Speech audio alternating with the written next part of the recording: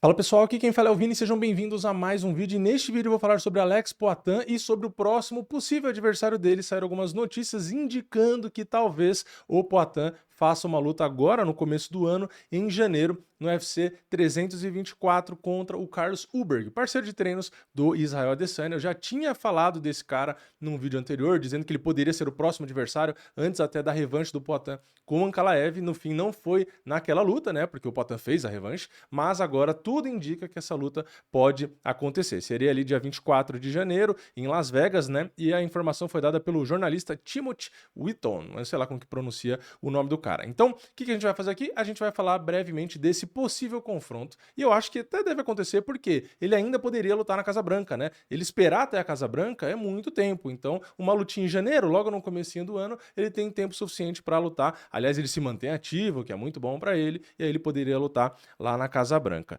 Vamos então falar um pouquinho aqui do Poatan e do Carlos Ulberg, dos números, do palpite, enfim, de tudo, tá?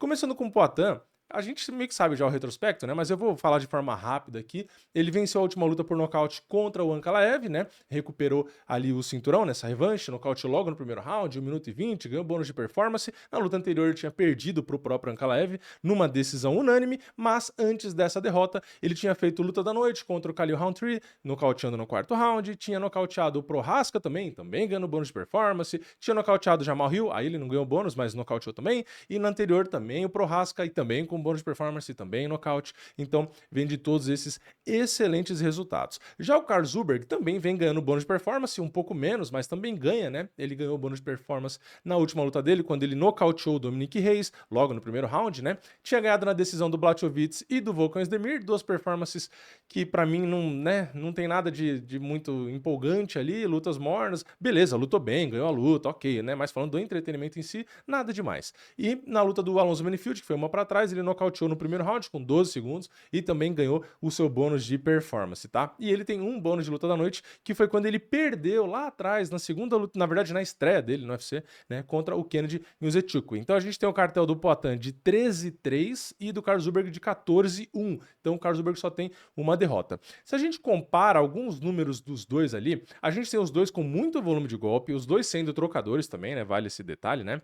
O Carlos Ulberg tem uma pequena vantagem nos golpes totais, tem um pouco menos de precisão, né? Os dois têm muita precisão. O Ulberg tem 55%, que já é mais do que a média, só que o Poatan tem 62%, tá? O Poatan realmente é um dos melhores nisso. Golpes absorvidos, os dois têm um alto número, tá? O Poatan toma 3,5, o Ulberg toma 4, só que tem uma diferença aqui, tá? O Carlos Ulberg tem um volume maior, então se a gente pegar o diferencial, que é o que eu falei recentemente em outros vídeos, né? Que é o que importa, o Carlos Ulberg é um pouco melhor, tá? Defesa da trocação, parecido, Poatan 53%, Carlos Ulberg 51%.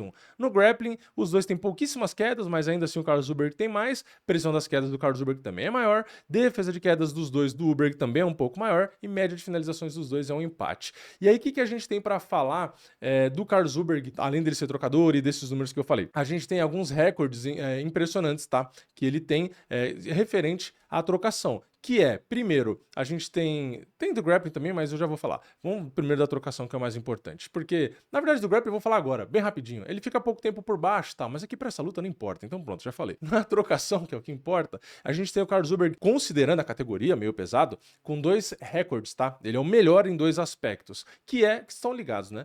Que é o volume de golpes, tá? Ele tem 6,58, ninguém tem o mesmo volume que ele. Pra vocês terem ideia, o Poatan tá no ranking, mas ele tá em sétimo com 5,11. Então, entre os dois, tá com um volume de golpes maior que o Poatan, mais menos que o Carlos Ulberg. A gente tem o Dustin Jacob, o Jamal Hill, o Prohaska, o Marcin Pratini, né? E o Dominic Reyes, tá? Então, caras que nenhum deles é melhor nem que o Poatan, nem que o Carlos Ulberg, provavelmente, né? Então, a gente tem os dois aí nessas posições, e se a gente vai pro diferencial, que é o que mais importa, né? Porque é o quanto você tem de saldo porque você bate e pelo que você apanha, né? Então, essa diferença a gente tem o Carlos Ulberg liderando com 2,5. Tem lutador que tem esses 2,5 de volume de golpe, tá? Para vocês verem como o diferencial dele chama muita atenção. E o Poatan também tá no ranking, também na sétima posição com 1,8. Então, os dois têm um bom volume de golpes e tomando um pouco, assim, um volume bom, né, de golpes que eles recebem. Eles se defendem bem ali, né? Então, assim, o diferencial dos dois é muito bom. O que isso ilustra, tá? Ilustra que o Carl Zuberg, teoricamente, tá? Ele é um trocador de altíssimo nível a ponto de conseguir sustentar esses números que são impressionantes e, no caso dessas duas características, melhores até do que o próprio Poitin. Tá, então isso chama muito a atenção. Outras coisas, outros números que chamam a atenção aqui, tá? São a quantidade de vitórias por nocaute, por exemplo, porque o Carl Zuberg e o Poitin estão empatados, né, com 5 nocautes. A quantidade de lutas que não vão até o final, a gente tem o Carl Zuberg ali dentro do ranking geral, né, com 6 lutas. A gente tem mais alguns números que impressionam, tá? A gente tem ali a sequência de vitórias, tá? O Carl Zuberg é o segundo com uma maior sequência de vitórias dentro do UFC. Ele só perde para o John Jones, que tem 13. Então ele está empatado com o Ankalaev. Mas como o Ankalaev perdeu, não tem como ele aumentar essa sequência, né? Então, se o Carl Zuberg vencer a luta contra o Poitin, missão fácil, né? Ele chega a ultrapassar o Ankalaev. Então, ele fica com 10. Então, ele tem uma sequência de vitórias muito grande. Para vocês terem ideia, o Poitin também está no ranking, só que com 5 vitórias seguidas, tá? O Carl Zuberg tem 9. Porém, o Poitin, obviamente, está pegando nomes muito mais duros, né? Tem essa pequena diferença, tá? Outras coisas que a gente tem, total de número de bônus ali, né? A gente tem o Carl Zuberg com 4 bônus, empatado com o próprio Poitin também, e a gente tem o Carl Zuberg dentro de um ranking interessante, que ele faz parte, né, do top 10 aí de lutadores com menor tempo de luta, tá? Ele tá em 10º, né? Tá quase fora do ranking aí, mas ele tem a média de 8 minutos de duração as lutas dele, tá? O Poitin, por exemplo, não tá nesse ranking, por quê? Muitas lutas por cinturão, 5 rounds, então as lutas acabam durando mais tempo, tá? A gente tem mais uma coisa ou outra, como eu falei, a questão do tempo por baixo, o Carl Zuberg só ficou 13 segundos por baixo, e percentualmente é pouquíssimo isso, né? 0,27%, então é muito impressionante. Número de knockdowns, a gente tem o Carl Zuberg com 6 knockdowns, tá? É um número muito alto, a gente tem o Poitin atrás dele com 5, né? Um knockdown a menos, então são 2 lutadores com muitos knockdowns. Até se a gente for pegar a média a cada 15 minutos, né? Que é a forma mais correta de se medir isso, a gente tem o Carl Zuberg na 5ª posição, tá? Com 1,13 knockdowns a cada 15 minutos, o que é assustador. A gente tem o Poitin um pouco abaixo, com 0,96 a cada 15 minutos, tá? A questão da precisão, como eu falei, o Poitin é o maior da categoria, o Carl Zuberg é o 4º, tá? Desse ranking.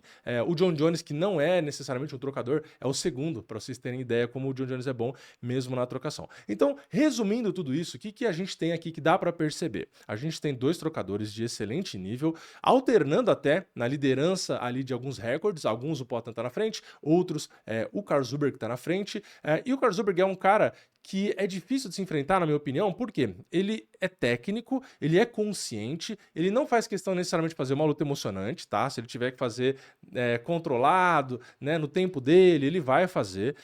E ele é um cara que tem poder de nocaute, tem precisão, se defende bem, é um cara ágil, é um cara grande também. Então, assim, é um cara bem perigoso, né? Ele não é um cara, por exemplo, como o Prochazka, que a gente sabe que é muito bom, mas se expõe demais. Ou um cara como o Khalil, que também é muito bom, nocauteia, mas também tem alguns problemas ali de cansaço e tal. Ou o Jamal Hill, que também tem punch, mas também não é um cara que tem tanto condicionamento físico, que tem tanto um domínio de uma distância ali, não tem tanta variedade. Então, assim, vários adversários que o Poitin pegou não tem o refino técnico do Carl Zuberg. Tá? Não quer dizer que eu acho ele favorito. Eu já falei 1000 vezes, o Poitin é favorito contra todos os atuais lutadores do meio pesado. A única exceção, o único ponto, a única discussão que poderia ter era o Ankalaev, né? Era o único cara que agora tá 1-1, né? Ou seja, até aí continua equilibrado, né? Você saber quem que poderia ser favorito e tal, não sei o quê. Mas de resto eu já falei, não tem discussão. Então, acho que o Poitin seria favorito, mas vale esse detalhe aqui. O Carl Zuberg tem menos nome, menos valor até, menos projeção, né, o nome dele, mas ele é um cara que talvez traga mais dificuldades do que Khalil, do que Prochazka, do que esses caras. De novo, por quê? Porque ele é um cara mais consciente, é um cara mais consistente, é um cara que tem um repertório maior ali, é um cara mais ajustado tecnicamente, tá? Então, talvez seja um quebra-cabeça mais difícil de decifrar, ainda mais fazendo parte da equipe do Adesanya, que é um cara que já lutou trocentas vezes com o Poatan, que apesar de conversar com o Poatan e hoje gostar e ser um fã e torcer, obviamente ele vai querer que o companheiro de equipe dele vença, né? Então vai fazer a leitura ali também e passar para ele tudo que dá para explorar. Lembrando que o Adesanya ganhou vários rounds, ganhou uma luta, nocauteou o Poatan, então pode ser que ele passe algumas coisas ali. Lembrando até que o Adesanya falou que o Carlos Zuber seria campeão um dia, né? Vamos ver. Mas, só para finalizar, eu acho que o Poatan aparece sim como favorito nas bolsas. Para mim, ele também é favorito. Questão aí de uma proporção para a gente colocar aí um favoritismo, eu acho que eu colocaria uns 60 a 65% de favoritismo para o Poatan. Quer dizer o quê? Né? Quer dizer que ele entra como favorito, mas é uma luta onde, assim, é cinturão, né? Não dá pra você menosprezar. Não acho que é uma luta que dá pra entrar com alguma lesão, como já aconteceu em outras vezes. Eu acho que é arriscado. Então tem que prestar atenção, não pode subestimar, mas sinceramente é um trocador lutando com o Poatan na trocação, né? Então, assim, é um cara bom, perigoso, tem muitas qualidades, tem muitos recordes, sim, mas você tá lutando contra o Poatan na trocação, tá? Então, ele pode ganhar? Obviamente, mas o Poatan com certeza é favorito. E digo mais, tem tudo pra nocautear também, tá? Mas tem que tomar muito cuidado, não pode entrar machucado, tem que entrar focado ali, porque bobeou, pode dar ruim, né? Trocação é sempre assim, né? Infelizmente é arriscado, mas acho que o Poatan acaba vencendo sim. Agora, se é uma luta que vai chamar muita atenção, acho que não, né? É só pra ele ficar em atividade, pra quem sabe ele lutar na Casa Branca. Mas é isso, comenta aqui embaixo a sua opinião. O que você acha dessa luta? Vendo esses números, retrospectos e tal, o que você acha? Você acha que o Poatan vence, vence fácil, não vence? O que acontece? Comenta aqui embaixo. Deixa o like no vídeo, se inscreve no canal, ativa o sininho e eu vejo vocês na próxima. É nóis, valeu, falou!